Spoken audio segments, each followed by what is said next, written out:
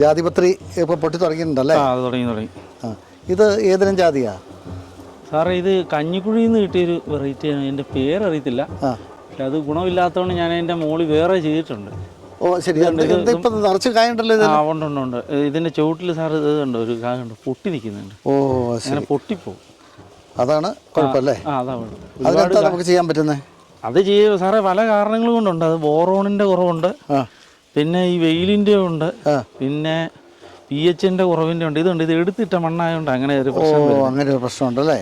അപ്പോൾ ഇതിനകത്ത് ജാതി കായ്കളെല്ലാം പൊട്ടി തുടങ്ങിയിട്ടുണ്ട്. അപ്പം ഇങ്ങനെ പോകാതിരിക്കാൻ വേണ്ടിയിട്ട് നമുക്ക് ഈ ബോറോൺ ചേർത്താൽ മതി. ഇപ്പം അങ്ങയുടെ കയ്യിലുള്ള പത്രി പല ജാതികളുടെയാണോ? ഇത് പല ജാതികളുടെ. ഒരുവിധം മുഴുത്ത പത്രി തന്നെ. മുഴുത്ത തന്നെ. അപ്പോൾ ജാതി നമുക്ക് ഏതെല്ലാം ഇനം ജാതിയുണ്ട്? ഇത് ഇന്തോനേഷ്യൻ ജാതിയുണ്ട്, പിന്നെ നമ്മുടെ പുന്നത്താനമുണ്ട്, പിന്നെ ഇവിടെയുള്ള വേറെ കുറേ വെറൈറ്റി ഇനങ്ങൾ ഉണ്ട്.